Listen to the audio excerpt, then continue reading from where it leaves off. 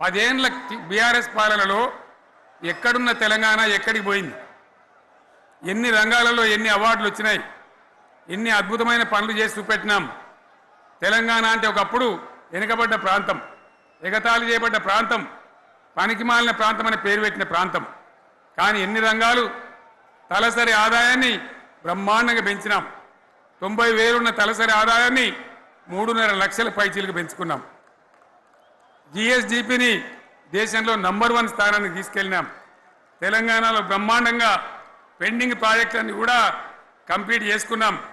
కల్వకుర్తి కావచ్చు, నెట్టెంపాడు కావచ్చు, భీమా కావచ్చు, ఎల్లంపల్లి కావచ్చు, మిడిమానేరు కావచ్చు, అక్కడ మేఘాల మీద పనిచేసి దాన్ని అంతా కూడా కంప్లీట్ చేసి ఒక్క పాలమూరు జిల్లాలోనే 10 లక్షల ఎకరాలకు సాగునీళ్ళు ఇచ్చుకున్నాం.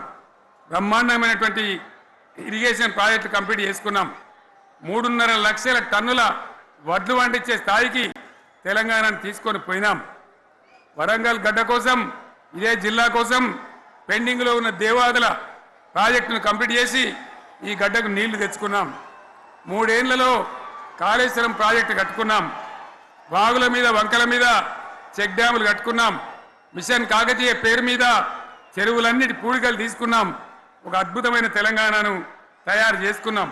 పడావు భూములన్నీ పంట పొలాలుగా మార్చుకున్నాం.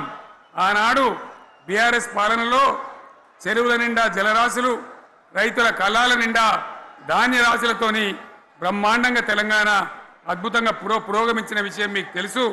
పంజాబ్ను తలదన్నే పంటలు పండించిన విషయం కూడా మీ అందరికీ తెలుసు అని నేను మనవి చేస్తా ఉన్నా.